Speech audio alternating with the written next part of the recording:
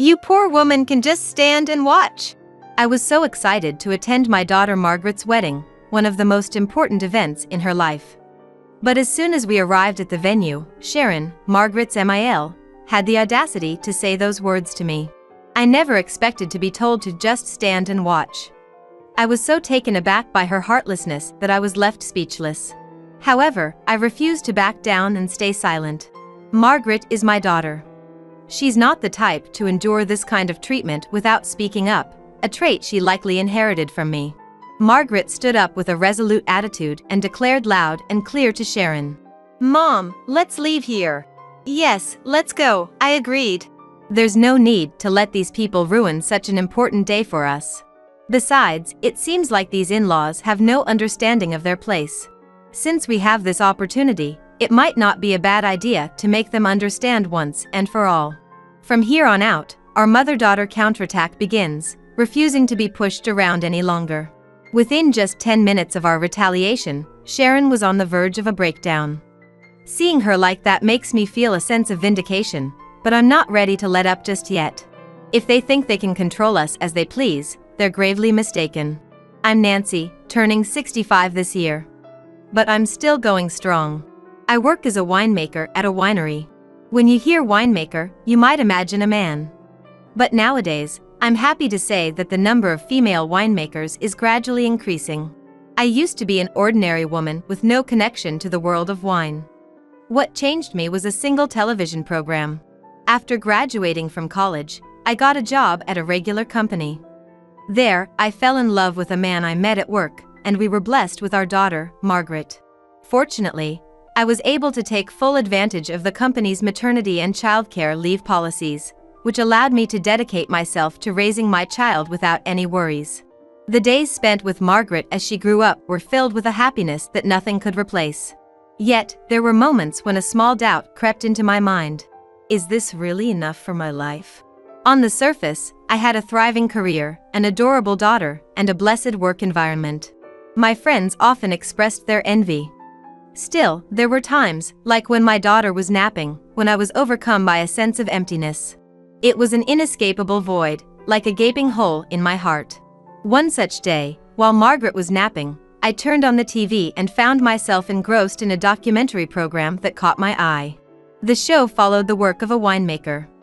The man being interviewed said he used to be an ordinary salaryman. As he spoke about quitting his job to pursue his passion for wine and his quest to create the perfect bottle, I felt something stirring deep within me. Perhaps this was what I had been yearning for all along. My father loved wine, and when I lived at home, we enjoyed it together almost every evening.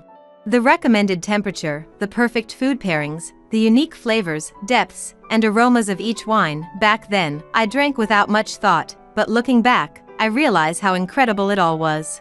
I couldn't help but be amazed by the profound world of wine.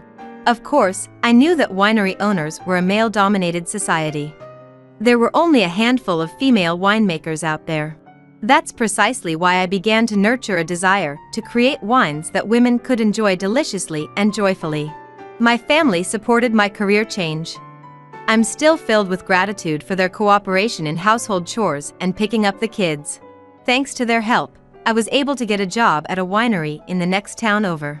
As it happened, that area had many wineries, and I encountered one that was looking to take on new challenges.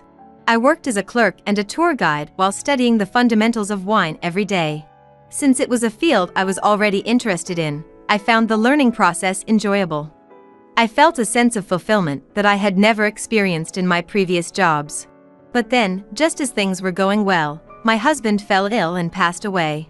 I couldn't let the hopes of my husband, who had supported my dreams and encouraged my winemaking, go to waste. I remember vividly the joy I felt when, after desperately working my way up, I finally joined the ranks of the few female winemakers in the US.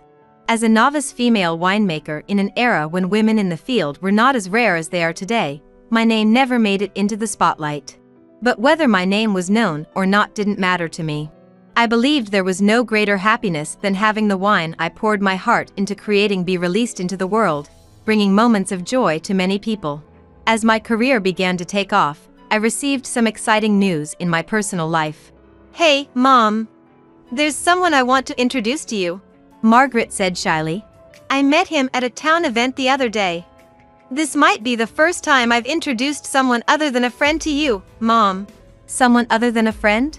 With those words, I had a hunch. No way! Yeah. He's a wonderful person, someone I feel I could be with forever. I'm sure you'll like him too, Mom. On the day Margaret told me about him, I went to our meeting spot and saw a man standing next to her. He was tall and had an impressive, dignified presence. Mom, this is my boyfriend, James Garcia. James looked at me and greeted me with a friendly smile. It was a perfect smile, like that of a Hollywood actor. He said he was 40, but with such a smart demeanor and charming grin, I thought to myself that women wouldn't leave him alone. Hello. Thank you for taking the time to meet with me today, despite your busy schedule. I've been wanting to meet Margaret's mother for a while now. We started dating after meeting at a town event. I never imagined I'd encounter such a wonderful person there, so I felt it was destiny. Don't be embarrassed. It's only natural, since Margaret was the only one shining so brightly in that place. As if remembering the moment they met, the two suddenly started engaging in sweet conversation. Margaret had never been involved in any frivolous talk about men before, always focused on her work. That's why, as a parent, I was genuinely happy that she had found someone she could care for so deeply. During our casual chat, I learned that James was an only child and that he was likely to take over his family's local business in the future. Oh, you're continuing the family business? Yes. Although, it's not anything particularly impressive. If you don't mind me asking, what kind of work is it? We run the Garcia Hotel. It's been getting busy lately, so I'll probably have to start acting as the next president soon. At that moment, Margaret suddenly fell silent. It's wonderful that you're already thinking seriously about such matters. Since we had just met, I thought it best not to say anything awkward and chose my words carefully. Well, given those circumstances, Margaret has been helping out with various tasks at our place. Sort of like training to be a hotel manager, you could say. James spoke with a gentle smile and took a sip of the tea in front of him. For a brief moment, I thought I saw Margaret's expression stiffen. Seeing that expression gave me an unsettling feeling. Huh? Helping out. James raised his hand as if to stop me, and began speaking over my words. Well, it's not anything major. But you know, at this age, you can't help but start thinking about the future. I'd like Margaret to become a part of our family. The way James spoke in a torrent of words gave me the impression that he wasn't giving me any opportunity to interject. Is that so? So Margaret kindly agreed to help out, which has been a huge relief. I want to make sure she never feels embarrassed about coming to the Garcia house. Margaret is just an ordinary girl you could find anywhere. She graduated from a local university, works as a company employee, and enjoys shopping and drinking with friends on her days off. She's not the type to stand out much, which made it all the more puzzling. Come to think of it, I hadn't had a single chance to talk directly with Margaret during this tea session. Hey, speaking of which, Margaret. As I tried to speak to her, James once again cut in without missing a beat. That's right, Margaret. You're going to my mom's place after this, aren't you?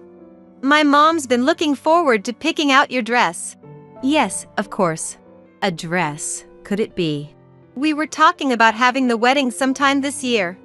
Popular venues get booked up quickly if you don't reserve early.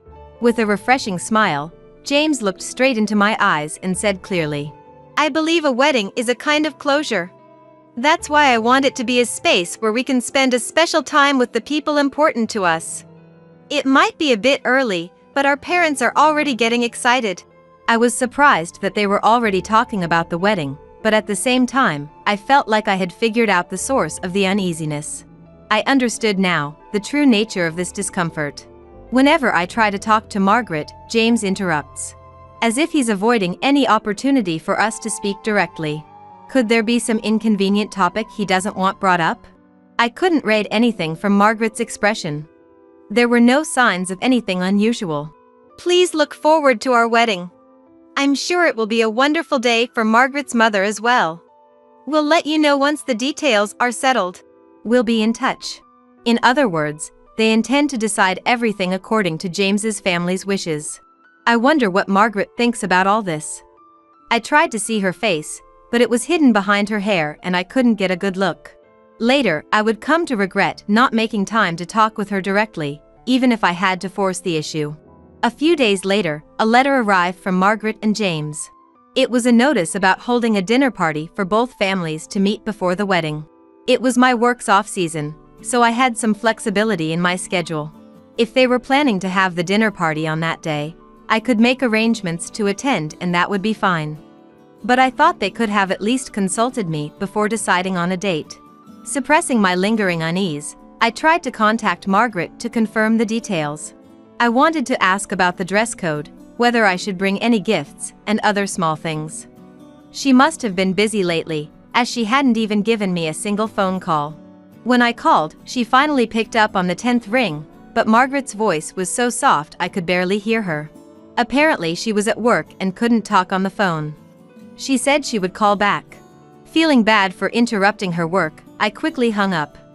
But after that, there was no return call from Margaret. Instead, rather oddly, James called. "Nancy, did you receive the invitation to the dinner party?" "Yes, it arrived the day before yesterday." I tried calling Margaret to discuss the dress code, gifts for James's family, and such, but that girl. "There's no need to go to such trouble. Just come as you normally would, that's all that matters." With that, the call ended. Margaret seems to be busy, and I still haven't heard from her. James keeps repeating the same polite, inoffensive things like, "Don't worry about it. Just come as you normally would." In the end, on the day of the dinner, I wore a plain blouse and slacks, and brought a famous brand of cookies as a gift. I considered bringing some of my homemade wine, but I thought they might be surprised to receive wine from someone they were meeting for the first time, so I decided to save the wine gift for another occasion. When I entered the room where the dinner party was being held, everyone except me was already seated. Across from Margaret sat James, and next to him were people who seemed to be his parents. "Nice to meet you. I'm Sharon, James's mother. I'm so happy to finally meet you." At first glance, her attire appeared plain, but each piece she wore was of high quality. And more than anything, her aura was different. Her dignified demeanor and flawless presence reminded me strangely of James. "Nice to meet you." "Well, you know, I've always wanted a daughter. I'm so glad Margaret is joining us. I heard she only had a mother, so I wondered what kind of girl she was, but I feel relieved now." Is this really the time to be saying such things? Everything she says is irritating to listen to. "Well, we're planning to have the wedding soon and preparations are underway. It's sure to be the perfect day to celebrate the start of their life together. Look forward to it." Sharon seems unable to contain her excitement. Her husband just laughs with a ha ha ha, occasionally downing some alcohol, but doesn't seem to do much else. "Oh, and about the wedding gift, let's just forget about that sort of thing." Suddenly bringing up the topic of money, I was at a loss for how to respond when Sharon continued. "A wedding gift? Oh my, are you saying you won't let them marry without a gift? I can't believe there are still families like that these days. So, how much do you want?"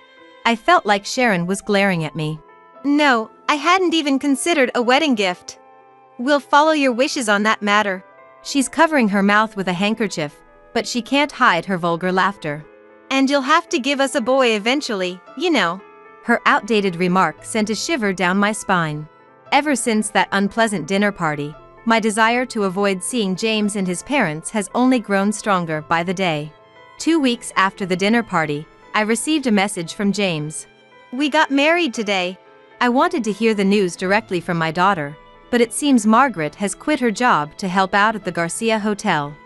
She must be busy with her training as a hotel manager.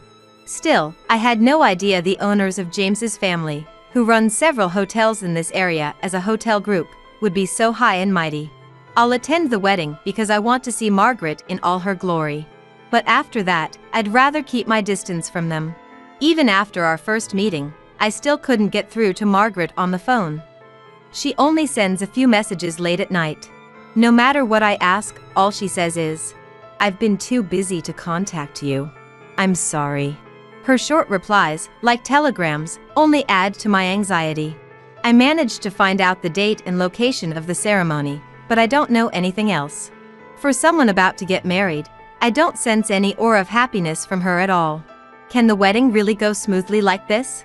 Even though Margaret has always been somewhat plain, I thought she might show a glimmer of excitement or longing on her face for her wedding day. The day of the wedding arrived, with my unease still lingering. I attended Margaret and James's wedding and tried to find my seat, but it was nowhere to be found. While I was puzzling over this, the ceremony began. As I hurried towards the family seating area, Sharon approached me. "You poor woman can just stand and watch." It was so sudden that I couldn't comprehend what was happening. "I never said you could sit. And to think you'd try to sit in the family section." She looks down on me with an expression of utter disbelief. The people around us don't try to stop Sharon's behavior, they just watch. Some of them even have the gall to point their cameras at me, as if to say, "Oh, something interesting is happening." They seem to delight in the misfortune of others. I never thought I'd be subjected to this kind of treatment at my age. It's as if they anticipated my confusion and planned this whole thing. The other guests, who keep glancing at me out of the corners of their eyes to see my reaction, are all wearing matching ties or handkerchiefs.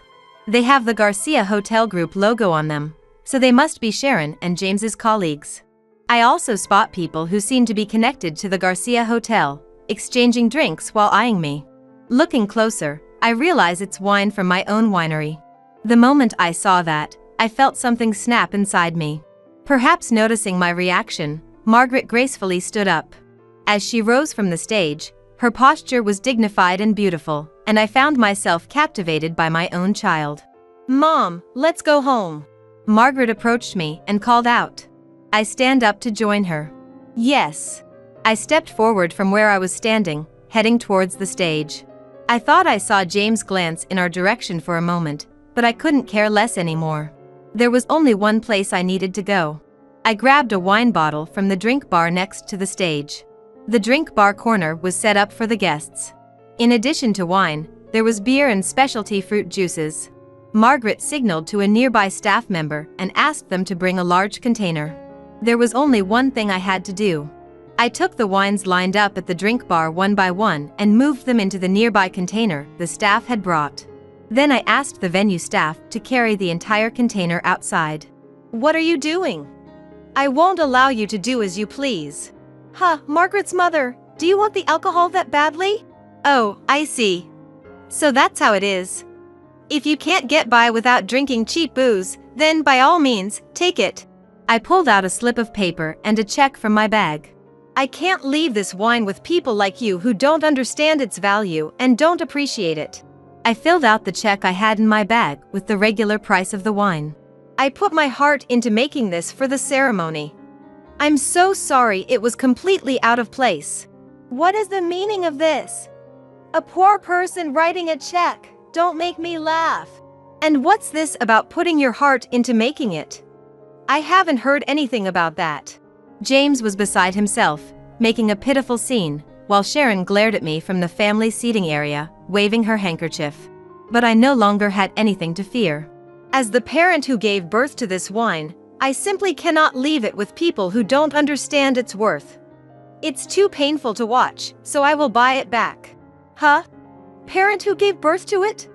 What are you talking about?" The moment Sharon stopped waving the handkerchief in her frenzied state, I spoke out without a moment's hesitation. "I'm the one who crafted this wine. As a winemaker, it's like my own child that I've poured my heart and soul into raising. I can't stand by and watch it being treated so terribly. And as Margaret's mother, I can't endure this humiliation any longer." "You're lying, right? That wine, isn't it from the winery we always use at the hotel? I thought the winemaker was some old man." "I'm working as the next generation winemaker. It's a shame that you are saying you have no interest in your business partners." The wine I was holding was the one I had brought as a gift for this wedding. It was a special, once-in-a-decade vintage. It was a wine I had created with the sole desire to make something worthy of celebrating my beloved daughter's wedding someday. It was one of the bottles I had crafted with a premium label and serial number, not available in regular stores or bars. The guests who seemed to know it had been made with a premium label started murmuring. Apparently, among wine enthusiasts, the wine I had crafted with Margaret's wedding in mind was known as the Phantom Wine. There were a few people even in this venue who genuinely wanted to savor that wine. However, I'm sorry to say that as the winemaker who gave birth to this wine, and as a mother, I have convictions I cannot compromise. Nancy, please calm down a bit. What do you mean, calm down? I mean, there are a lot of guests watching. For now, just calm down and take your seat. After telling me to take a seat, perhaps realizing that I didn't have one, he started whispering something to a nearby staff member. I could hear him clearly from where I was standing, instructing them to add a chair to the family seating area. I couldn't stay silent any longer. I'd like to know, why did you hold this wedding? I asked, looking James straight in the eye. Well, a wedding is to announce your marriage to everyone who came, and then to express your gratitude to your parents, like we got married. Thank you for everything up until now. Oh, how wonderful. I'm so glad my boy grew up to be such a kind man. Sharon was expressing her joy without any regard for the people around her. I understand now what you mean. Hearing that, James looked at me with a relieved expression and picked up the microphone. I'm glad Margaret's mother understands. Now, please take your seat. We have the rest of the ceremony to get through. James urged me to sit down as if nothing had happened. I couldn't comprehend what kind of nerve it would take to tell me to shut up and participate in the ceremony. At that moment, Margaret stood up. I can't stand up anymore. She was staring straight at James. James pleads with Margaret, as if seeking her help. Hey, Margaret. Nancy seems a bit worked up, so could you say something to her too? If this keeps up, it'll inconvenience the guests. As James glances at the guest seating while saying this, Margaret declares with an unwavering voice. I've decided that I cannot share my life with you. Besides, we're not even married yet. I apologize to all of you in attendance. With that, the guest seating area begins to buzz with chatter. Well, of course it would. Announcing that they're not even married yet at a wedding ceremony, a celebration of their new beginning. However, Margaret carries herself with a dignified demeanor, as if she can't even hear the murmurs and whispers.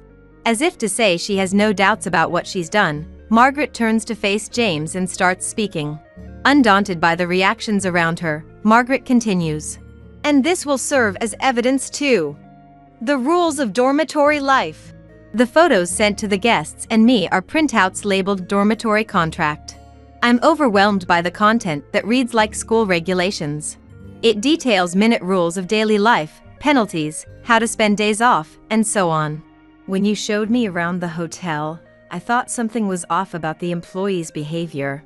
I never imagined it was because of these rules, though. Looking through the photos Margaret sent, I see company mottos and regulations that are unthinkable in this day and age. Smartphones collected during work hours.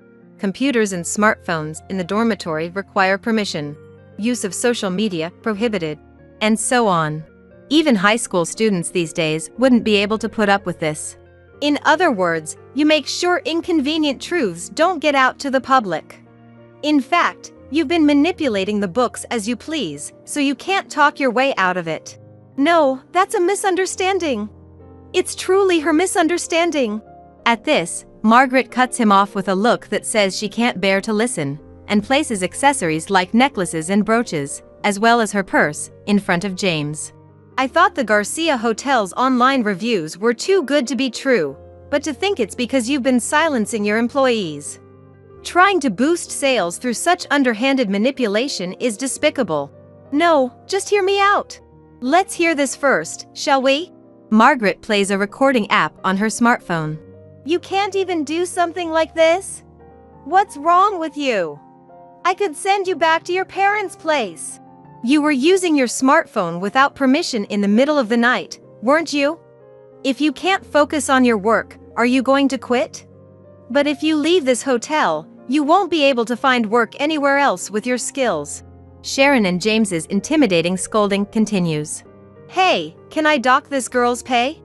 Rather than paying a useless person like her, it'd be far more meaningful to add it to James's allowance. Oh, of course. Let James buy whatever he likes. I'm sick of even looking at this waitress's face. Sharon and James's yelling goes on and on. What will you do if more people find out about this? James and Sharon are struck speechless, frozen in place. James then looks at us with an expression that seems to plead for mercy. However, considering everything that's happened, we can't afford to go easy on him. Hey, back when we first met, there was a time when you gave me gifts like accessories, remember? Why did you give me those presents? Well, you see, I was desperate to catch Margaret's attention, so… Then do you remember saying this? She takes out a wallet, necklace, and brooch from her pouch, clearly high-end items at a glance, and places them on the table before asking. I'm pretty sure you said, with just a little effort on my part, buying something like this is a piece of cake, didn't you? In an instant, the color drains from James's face. What?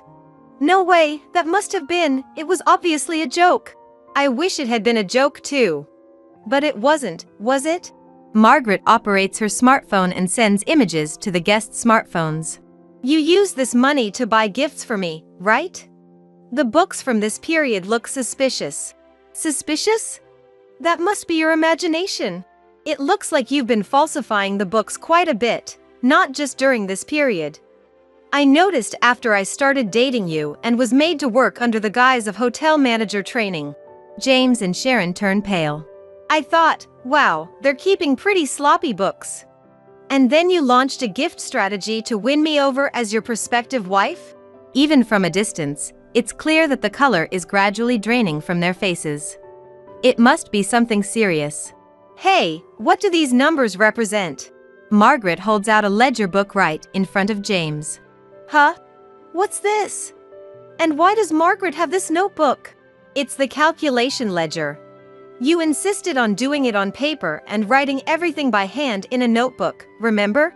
I flip through the notebook in my hands and stop on a certain page. Who was it that pushed this on me, saying, to become a hotel manager in the future, you need to be able to read a book or two? No, that's not what I meant by that. Sharon tries to make excuses in a noticeably high-pitched voice. In other words, Sharon must have known about James's embezzlement and extravagant spending too. This.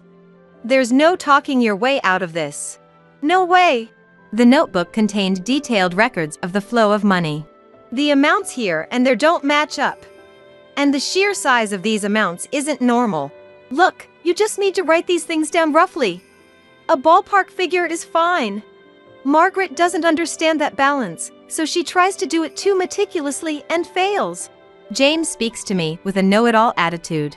Just so you know, I used to work in accounting, so I can't turn a blind eye to these money flows. If I overlook these small discrepancies, it'll come back to bite me later. I shove the notebook back at James. No, you can't judge our hotel based solely on the notebook of some company's accountant. What? Are you serious? Even James, as bold as he is, seemed to realize he couldn't continue this conversation any further.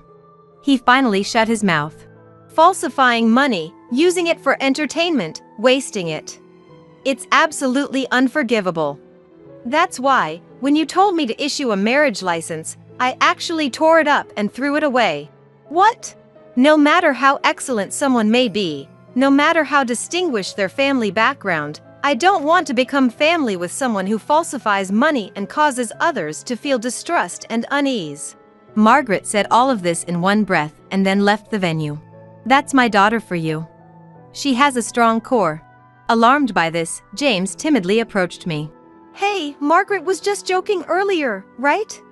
Surely she wouldn't say she's not getting married after all, not after holding such a grand wedding ceremony, right? What are you talking about? I ask, looking James in the eye. I mean, come on. If she gets married now, and married to me at that, she'll be set for life.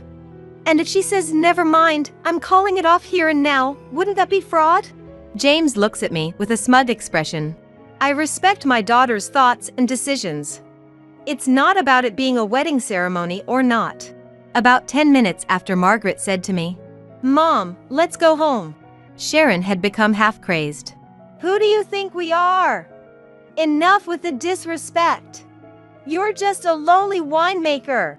The easygoing smile from before had vanished from Sharon's face as she became hysterical.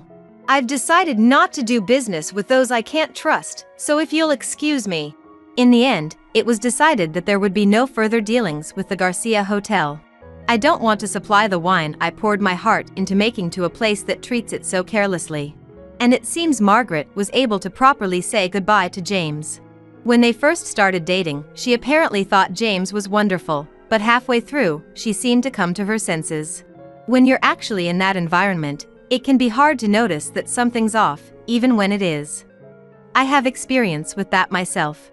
But there's nothing good about being in an environment where you can't cherish yourself. Margaret seemed to realize that through this experience, and I'm really glad. It put my mind at ease. Mom, I'm sorry for causing you so much trouble. It's okay, I'm just glad you realized it. And I never imagined the wine I made would be treated like that either. Since the day she fled the Garcia Hotel and broke up with James, Margaret has been working hard on her job hunt. Luckily, she quickly found a new workplace and seems to be living fulfilling days now. As for me, I'm still devoted to making wine as always. This year, we're launching a new series for the first time in several years, so the winery is extremely busy day and night. There's no time to relax, but I think it's fine because it's enjoyable in its own way. Plus, this is the first time I'm serving as the face of the brand for a new series launch, so there's that pressure too. Delicate wines, crafted by a female winemaker. With that concept, I'm determined to pour everything I've got into it. The product concept and aim were spot on, and the wine I produced became a huge hit. When I started appearing more in magazines, brochures, and sometimes even on TV, the thing I feared happened. Right after I got to work, a male employee who had arrived earlier stopped me. Apparently, a woman was sitting down at the entrance for visitors.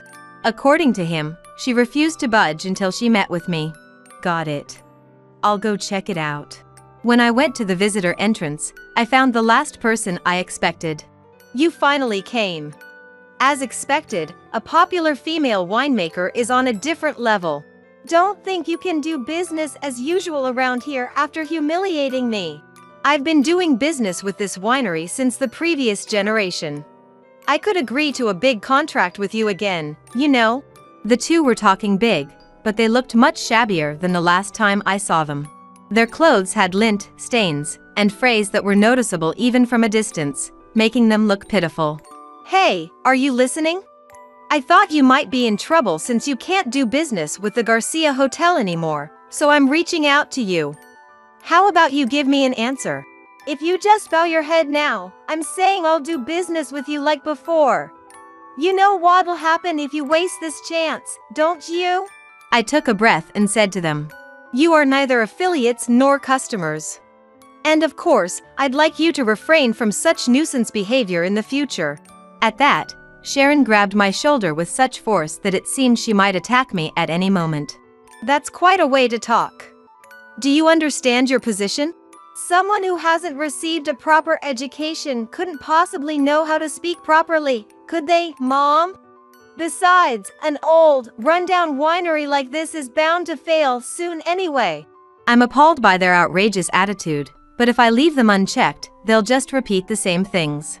I was aware that you were loitering around the employee entrance and peering inside from the visitor entrance many times. And of course, I also know you took products from the souvenir shop for winery tour guests. No, that was, well, it was so terrible that I consulted the police. When we installed security cameras, we got solid evidence of your numerous nuisance behaviors. With this much evidence, I'm sure you two intelligent individuals can understand. When I said that and turned to them, their faces were paler than I'd ever seen before. No, that's such an underhanded trick. The two seemed determined not to apologize. It's easy to imagine that their pride won't allow them to apologize because they look down on me. Well, I guess it can't be helped. For now, I need to get back to work. Huh? Then, for today, I'll take my leave here. With that, I walked away from the two and returned to my workplace. Afterward, I took the security camera footage, recorded conversations as evidence, and the shoplifting history to the police for consultation. As a result, Sharon and James's actions were deemed malicious, and they now have a criminal record. Naturally, this also tarnishes the name of the Garcia Hotel Group. The hotel industry has been in a tough situation due to factors like the decline in travelers, but this latest trouble with the management seems to have made things even worse. With the flood of low ratings on review sites, it's likely only a matter of time before they go under. But that has nothing to do with me. I'm finally free from the problems with Sharon and James and have regained a peaceful life. As a producer, I'm truly happy that the wine I made has generated a lot of buzz, caught the eye of international travelers, and become an even more popular product. Not only have shipments increased, but the winery's name recognition has also gone up, making me even more enthusiastic about my work going forward. From now on, I intend to work even harder to ensure that many people seeking this flavor can enjoy the wine I create. I'm a 33-year-old office worker. My husband, Tony, is 5 years older and we've been married for 7 years. Currently, due to certain circumstances, I live with my mother. Please ask me how I ended up in this situation. Going back 2 years, Tony and I built a house. At the time, Tony had just switched jobs and we didn't have much in the way of savings or income. Tony's previous job was at a major corporation. However, he suffered from insidious harassment from his boss, leading to sleepless nights and, a few months later, he became unable to go to work. He consulted a psychiatrist and took a leave of absence for about 3 months, but with no signs of recovery, he ultimately resigned. After that, we managed to live on my salary alone. Tony, unemployed for 2 months, began to regain his energy. He started eating well and sleeping again, and his psychiatrist was happy about his speedy recovery. My positive, beloved Tony was back. From there, he vigorously searched for a job. His experience at a major corporation was an advantage, but due to his reason for resignation being mental health, finding a new job wasn't easy. During this time, we found a small company that needed him. His salary was about 2/3 of what he used to earn, but seeing his eyes shine as he said, "It's way better than being jobless. Let's do this," made me happy. Moreover, it was in the field he wanted. We wanted to have children, but it was clear that life would become difficult if I stopped working. As a result, and because I also love my job, we gave up on having children. At the time, we didn't think about building a house as it was just the two of us. However, a cloud overshadowed our peaceful life. My mother, Karen, became paralyzed due to a traffic accident and had to live in a wheelchair. Since my father passed away when I was in middle school, Karen had been living alone. Our mother-in-law home was an old house. It was far from being wheelchair-friendly with many steps. Tony then suggested, "I'm worried, let's live together." Karen and I were surprised, but I love this kind of unexpected kindness from Tony. Tony had just changed jobs, so we didn't know what would happen, but we decided to apply for a mortgage. As expected, it was difficult to get a loan due to the short length of his current employment. But we possess something unbeatable: determination and an unbreakable spirit, our greatest strengths. We persisted, trying out a 5th mortgage company. It was indeed difficult to get Tony's loan approved, but the loan officer proposed various options to us. We took a chance on one of these proposals, and it led to a successful loan approval. We finally decided to buy our own home. I had always dreamt of living in a house filled with the scent of wood. Thick, exposed wooden beams on the ceiling, customized storage spaces designed just for us. A kitchen adjusted to my short stature, and spacious flooring made of cypress. Of course, it is a barrier-free single-story house. The house is perfect for comfortable living in a wheelchair. We couldn't wait for it to be completed and made a daily routine of visiting the construction site. Then our painstakingly designed dream home was finished. It has a large yard where my mother, who had become reluctant to go out, can now enjoy sunbathing. However, there was one dissatisfaction. The land on which we built was given to us by Tony's grandfather. Tony's mother-in-law wasn't particularly rich, but his grandfather adored him. But then, Tony's grandfather was suddenly diagnosed with cancer. Upon learning of his illness, he began to distribute his assets. Tony received the largest plot of land, as per his grandfather's wishes.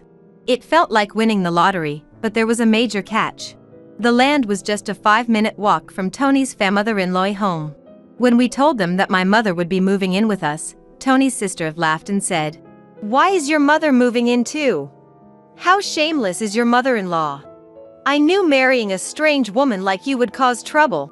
Tony's mother also snidely remarked.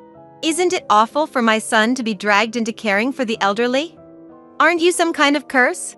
Even during these times, Tony defended my mother and me, saying, It's the land that Grandpa gave me. There's no reason for anyone to complain. Tony's mother and sister are quite malicious, almost world-class. I think it's a miracle that such a kind person like Tony was raised in that mother-in-law. To me, he's like a beautiful lotus flower blooming out of the mud. Tony always said about his family. I have 2 great examples of what not to be at home. But I'm sure the reason Tony's grandfather gave us this land was probably because he wanted us to look after his mother in her old age. He also had other properties and gave Tony's sister a parking lot located 10 minutes walk from their mother-in-law home. In terms of size, it's about 2/3 of the land that Tony received. However, it already has a full parking contract, so the monthly parking lot income is significant. Personally, I would have preferred that. But you can't complain about a gift. It is something to be grateful for. In reality, thanks to my GIL, we were able to build a house. Having no cost for the land and being able to use it as collateral for a loan made a big difference. Once the house was completed, we invited my mother-in-law and sister-in-law's mother-in-law. However, during construction, we heard from the builders that they had come to see the house several times without our permission. They arrived an hour and a half later than the agreed time without any apology. Pardon our intrusion. This is kind of like Grandpa's house too, so it's kind of like our house as well. Oh, such a nice house. The smell of wood is nice, no need for air fresheners, said my sister-in-law as she waltzed in. Even though her shoes were muddy because of the rain, she didn't mind at all and went straight into our newly built house. Her husband also walked around in muddy shoes, ignoring the slippers we had prepared. When I urged, We have slippers available, if you'd like to wear them, my sister-in-law laughed and replied, It's such a hassle, you can just wipe the floor. From the get-go, the atmosphere was terrible. And, of course, they came empty-handed. After touring the rooms, they reached my mother's room. My mother's room is the most spacious and has the best sunlight. At my mother's request, we designed it like a duplex, complete with a kitchen. It's a room like a second living area. Seeing this, my mother-in-law said, I'm fine with this room. I want to live here. An absurd thing to say. Furthermore, my mother-in-law told my mother, You were fortunate to have that accident, weren't you? Thanks to being paraplegic, you've moved from that old shack to such a nice house. Isn't it a turn of fortune? My mother said nothing, but she looked so sad. Inside, I was boiling over with anger. But before I could respond, Tony spoke up. What did you just say? There are things you can and can't say to people. It makes me question your humanity. I don't even want to think that you're part of my mother-in-law. You're the worst.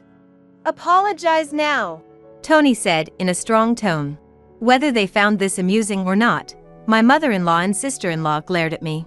Then my sister-in-law confronted Tony with a heated look. What? What's this all about? That's a total turn off. It's not cool to invite people and then treat them like that. Just because you built a house doesn't mean you can act all high and mighty. The mother-in-law joined in, too.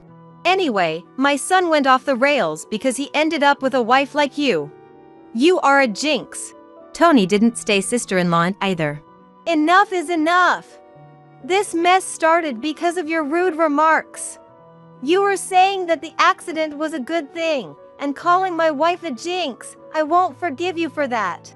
The mother-in-law and sister-in-law looked frustrated by Tony's strong rebuttal. Then, my mother, who had been watching the whole scene, apologized with a regretful look. It's okay. I'm living together with them because I actually had an accident, and it's true that I was able to live in this beautiful house from a rundown one. Your son has always been kind to me. Thank you. Perhaps feeling guilty, the mother-in-law and sister-in-law left, shooting me a nasty look. My mother then apologized to Tony. I'm sorry. I must have upset your mother and sisters. I'm sorry I ruined the mood on the day of the housewarming party because of me. Tony also said, No, I should be the one apologizing. It's embarrassing. They really lack decency. I'm really sorry. But I am happy to be living with you, please understand that. With that, my mother started to tear up. Since it's near Tony's parents' house, the neighbors are all people we know. They all know Tony since he was a child, so they're very kind to us. 4 months have passed since that mess. When we were finally getting used to our new home, and my mother started to smother-in-law more, an incident occurred. I received a call from home while I was at work. We rarely get calls from home, so it startled me. My bad feeling came true. My mother, unable to hide her agitation, called me. It's awful. Tony collapsed at work. I, too, was agitated by the serious tone. I immediately consulted with my boss and headed to the hospital. On the way, I tried to remain calm by unconsciously imagining positive scenarios like, when I get to the hospital, he'll be all right, and joking around to keep me in good spirits. But when I arrived at the hospital, I couldn't believe my eyes. My husband, who was supposed to have gone to work cheerfully after eating breakfast as usual. We were supposed to have a movie date this weekend. But now, what I see is him, with countless tubes connected to his body. I was completely lost. The doctor said, he's in a very dangerous condition. Even if he survives, we don't know if he will regain consciousness. I felt as if I was in a movie, and I couldn't even cry. I prayed fervently. Yet, my prayers went unanswered. My husband, Tony, passed away just like that. In my state of shock, my mother-in-law and sister-in-law showed up, as expected. When they heard that Tony had passed away, my sister-in-law aggressively asked, did you poison him or something? Were you after his life insurance money? Did you poison him or something? Were you after his life insurance money? Following suit, my mother-in-law cornered me too. Bad things always happen when you're around. Just like your mother. You really are a jinx. I was so sad, I couldn't speak. Just then, my mother arrived in a caregiver's taxi. She was crying at the circumstances of Tony's death. Seeing my mother's tears, I was finally able to cry as well. As the two of us sobbed loudly, my mother-in-law said, oh, stop it. Can you quit the fake crying? My son changed after meeting you too. Now that my son is gone, I don't want to see your faces ever again. Don't appear before us again. And then she left the hospital. From there, we had a funeral director come in and arrange the schedule for the funeral. We headed to the funeral home. Tony's cause of death was a subarachnoid hemorrhage. I can't believe it, he was fine until morning. When I informed my mother-in-law about the funeral schedule, she replied unexpectedly, he always sided with you too, so I won't attend the funeral. My daughter won't come either. Many people from Tony's company and his friends attended the viewing. However, neither my mother-in-law nor my sister-in-law and her husband were present. It's unbelievable, but maybe that's just the kind of people they were. Many people attended the funeral too, and I could tell that Tony was loved by many. There were many who shed tears for his untimely death. I was glad to spend the whole day with them who sincerely miss my husband. I had received an email from my mother-in-law after Tony's death. But its content was inappropriate, so I didn't reply. The email was asking about the amount of life insurance money. She kept emailing because I hadn't replied, and eventually said, I have a right to receive it. I wasn't in a position to deal with it, so I ignored it. When we arrived at our house, I saw light seeping out of the room. My mother, Karen, looked puzzled and said, that's strange. I thought we turned off all the lights. Maybe I forgot to turn it off because I was too agitated. I replied, that's all right. It's only natural to be upset given the situation. And unlocked the door to our house. Sure enough, we could hear the sound of a TV coming from inside. Definitely weird. My mom and I exchanged glances, then fearfully entered the room. There, sitting in the room were my sister-in-law and her husband. What are you doing? I was so surprised that I couldn't even raise my voice. The living room was filled with unfamiliar furniture and boxes. We had absolutely no clue what was happening. My sister-in-law then said, why did you just barge in here? Well, it's your first time, so I'll let you off the hook.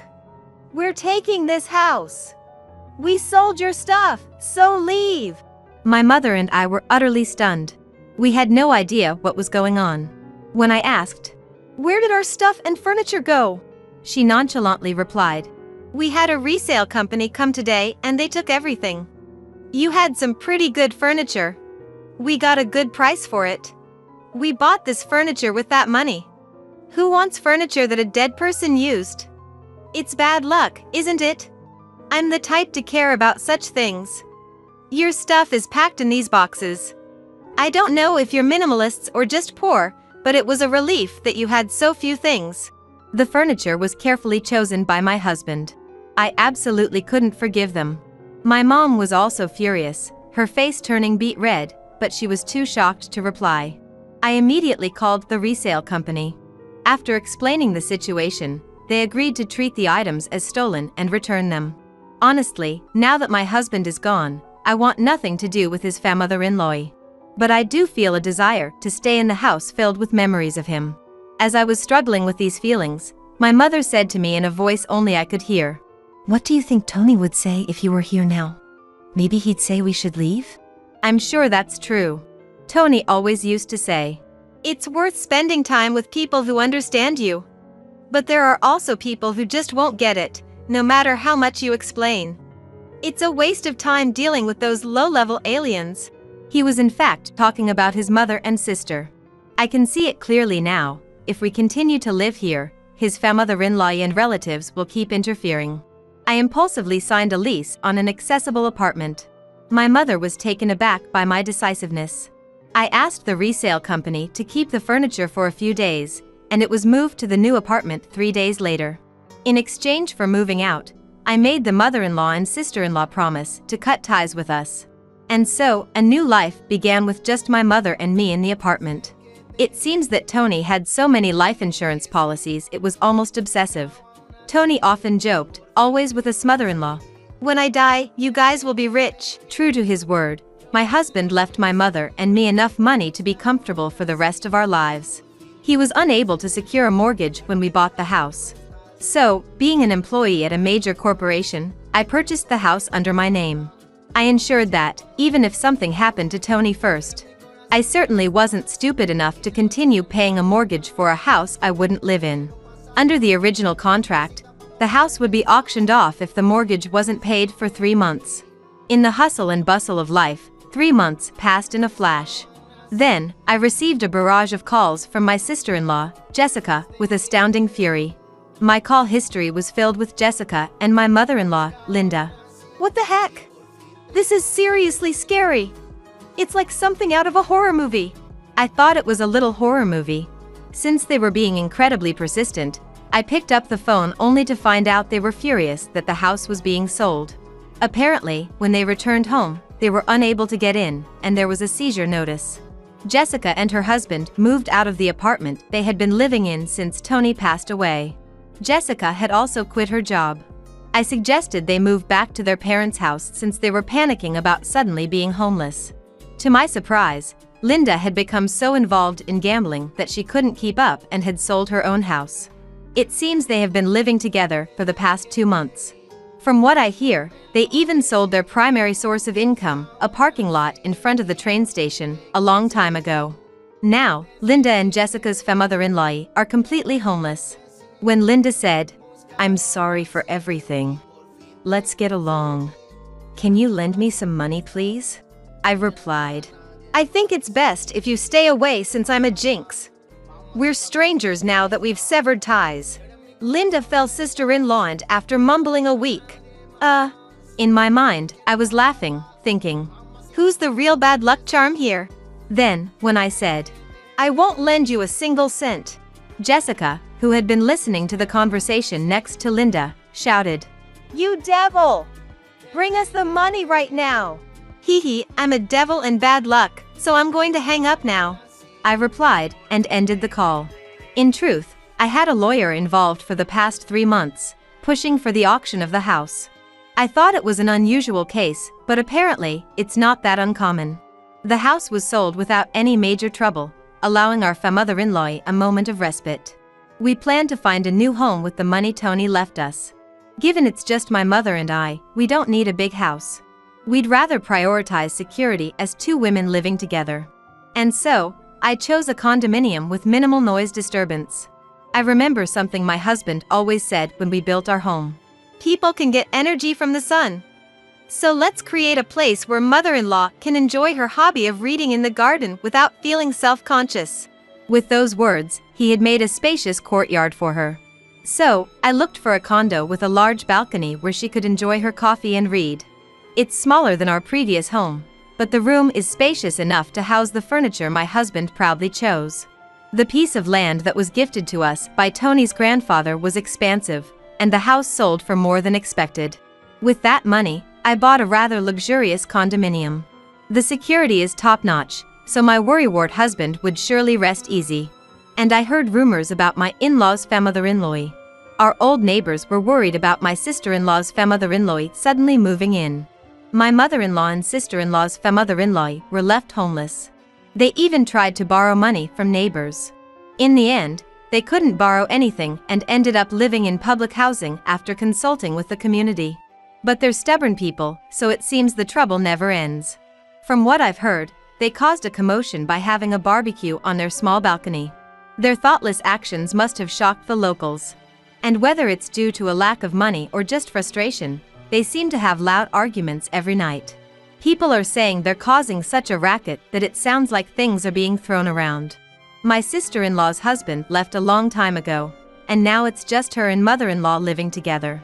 It's quite the contrast to my peaceful life with my mother, although we're both two-member households. It seems that the neighbors are banding together to try and get this nuisance femother-in-law evicted. No matter where you go, if you're a nuisance, people won't welcome you. What goes around comes around. I just want to live peacefully and quietly, estranged from my embarrassing femother-in-law. I believe that Tony is surely watching over us. From now on, I plan to live my life without causing trouble to others, and do my best to live not just for myself, but for Tony as well.